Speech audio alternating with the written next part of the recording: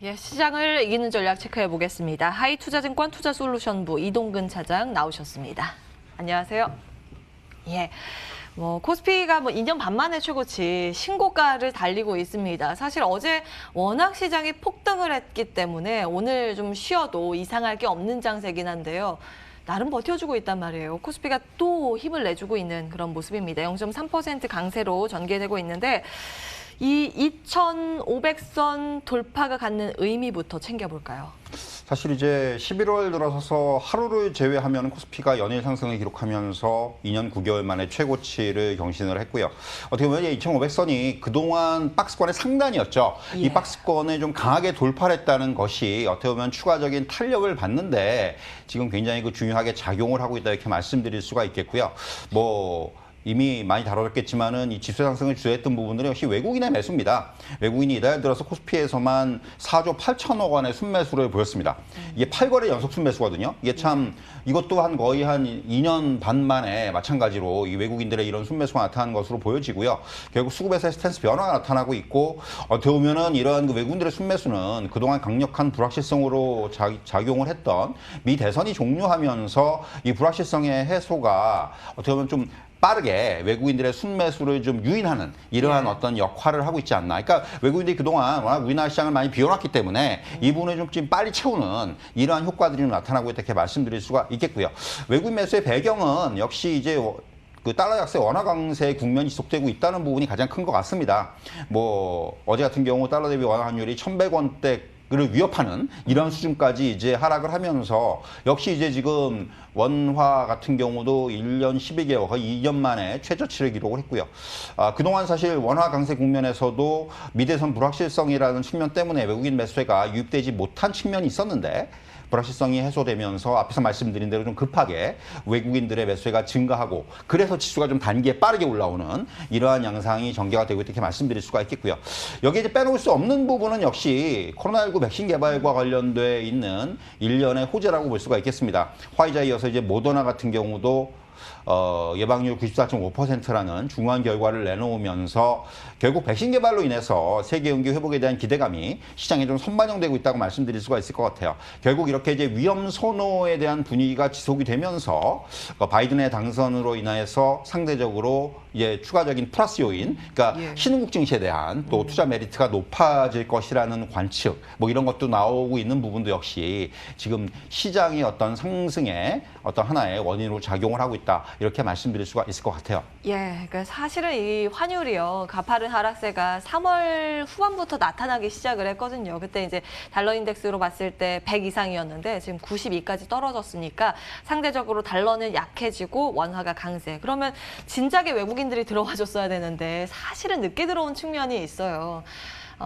이제 대선에 대한 불확실성이 거치면서 들어오기 시작했는데 그럼 외국인들이 지금부터 계속 더 들어올 것인가 여기에 따라서 시장 방향성도 추측해 볼 수 있으니까 수급적인 외국인들의 방향 이건 어떻게 보세요? 사실 이제 앞에서 말씀드린 대로 제일 큰 부분이 이제 이 환율과 연계돼 있는 이러한 매수라고 볼 수가 있겠는데요. 근데 이제 당분간 달러 약세 국면이 지속될 것으로 전망이 되고 있죠. 제가 이전 시간에도 그런 말씀 드렸는데 내년 이제 대부분의 기관의 어떤 그 환율 전망치를 보면은 굉장히 지금 이 달러 약세에 대한 어떤 이제 기조적인 부분들은 다 공통적으로 일치를 하고 있다는 거죠. 속도의 문제지. 그렇죠. 속도의 문제일 뿐이지 더 떨어질 수 있다라는 그런 쪽의 의견을 모으고 있고 무엇보다도 지금 이제 이미 나오고 있는 얘기지만은 바이든이 대통령 취임 후에 좀 적극적으로 돈을 푸는 정책을 쓸 것이다. 이제 마치 과거에 루즈벨트 대통령이 뉴딜 정책을 했던 것처럼 이런 식의 어떤 경기 부양책을 정말 지금 추가적인 경기 부양책이 나오고 있지만은 그런 걸 떠나가지고 굉장히 그 대규모의 경기 부양 얘기가 나오면서 결국 달러 공급을 늘리는 상황에서는 달러와 가치는 계속해서 낮아질 수밖에 없는 그런 상황이고요. 결국 이러한 그 환율의 문제는 앵커께서 말씀하신 대로 좀 속도의 문제인데 이 속도를 좀 제어할 수 있는 부분들이 이렇게 많지는 않아요. 사실 공화당이 지금 상원에서 다수당을 차지하면서 이제 추가 부양책의 합의가 좀 지연될 가능성 또는 이제 향후에 중국과의 관계라든가 이런 부분들이 좀 변수를 작용할 수가 있겠지만은 그 부분마저도 그렇게 크게는 지금 이 전반적인 기조에는 영향을 주기는 좀 어려워 보이고요. 외국인이 11월에 들어서 가장 많이 순매수한 종목들을 보면은 삼성전자, LG화학, SK하이닉스입니다. 결국 이 어제 같은 경우 이제 2,500을 돌파하는 과정에서도 뭐 조선업종이라든가 철강, 금융, 뭐 화학 이런 그 시총상위 대형주의 강세가 나타났다는 거죠. 결국 원화 강세와 함께 그동안 상대적으로 비중이 적었던 경기 민감주라든가 대형주로의 어떤 그 바스켓 매매라고 그러죠, 우리가. 그러니까 우리 흔히 얘기하지 않습니까? 사람이 사는 게 아닌 기계가 사는 거라는 표현을 쓰는데 결국 이러한 그 매수세가 들어온다는 부분이 지수 중심의 시장을 형성할 수밖에 없는 그런 요인으로 작용을 하고 있고요. 결국 이러한 과정에서 상대적으로 개인 투자자들의 입장에서는 좀 상실감이 나타날 수가 있어요. 그러니까 지난 금요일이 대표적인데 금요일 날 코스피는 이제 고점을 돌파를 하는 모습이 나왔는데 하락 종목이 상승 종목보다 더 많았다는 거예요. 압도적이었어요. 예, 그런 거죠. 결국 어제 같은 경우도 지수가 많이 올랐는데 하락 종목 수가 그렇게 또 적지가 않았습니다. 특히 코스닥 같은 경우를 보면은 이런 패턴이 나온다는 부분이죠. 결국 이런 것들이 단기적으로는 조금 대형주로의 쏠림 현상을 지속할 수 있는 요인이긴 합니다. 다만 이러한 흐름 이후에는 전체적인 시장의 그 업그레이드가 나타난다는 거죠. 결국 이제 대형주만 올라가는 게 아니고 대형주가 올라가면 어제 이제 반도체가 올라가면서 반도체 장비라든가 중소기업이 같이 올라갔지 않습니까? 이러한 흐름들이 향후에는 좀 더 확산될 수가 있겠고요.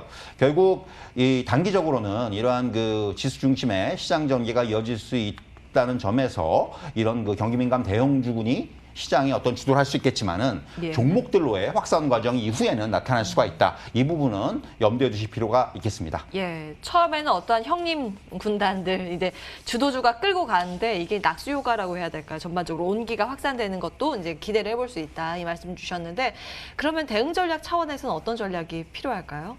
사실 이제 그동안 뭐 이 여러분들께서 특히 이제 개인 투자자들께서는 특히 개인 주도의 중심 장세에서는 종목들의 그 우위가 압도적이었는데 당분간 일단 이런 대형주들에 대해서도 개인 투자자들께서도 좀 관심을 가지실 필요가 있다. 그러니까 경기 민감 대형주라든가 가치주 중심의 어떤 일부 좀 포트폴리오에 편입을 하실 필요가 있다고 생각을 하고요. 다만 여전히 시장에서는 내년에 기대하는 어떤 정책 관련주들 뭐 이게 이제 그 정부의 그린 뉴딜이라든가 디지털 뉴딜 관련주라든가 또한 이제 저는 역시 이제 삼성전자와 SK하이닉스가 시장에 전면에 등장하면서 역시 이제 IT 종목에 대한 이러한 기대감들이 내년에는 더 확대될 가능성이 크다고 봐요. 그렇기 때문에 이러한 반도체 장비라든가 또 뭐 디스플레이 관련주라든가 또 스마트폰 관련된 이런 부품주라든가 이런 그 중소형 IT 종목들에 대해서도 여전히 좀 관심의 폭을 열어놓으실 필요가 있다고 생각을 하고요.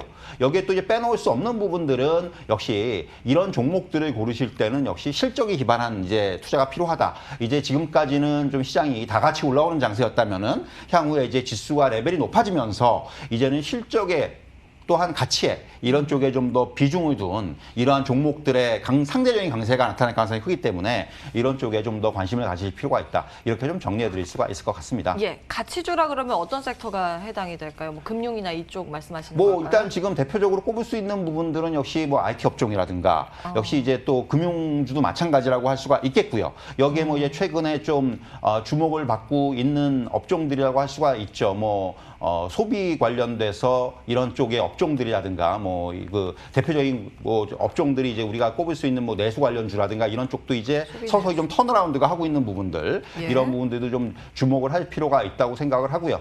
역시 이제 시장의 중심에는 이제는 IT 업종이라든가 이런 쪽이 계속해서 잘 위치할 가능성이 크기 때문에 이쪽에 조금 더 비중을 둘 필요가 있다 이렇게 말씀드릴 수가 있겠어요. 예, 포트폴리오 이제 다각화 차원을 말씀해주고 계시네요. 소비주도 이제 내수 그리고 IT를 메인으로 말씀 주시고 이제 여러 가지 볼 필요가 있다 말씀 주셨습니다. 한 1분 정도 남았는데요.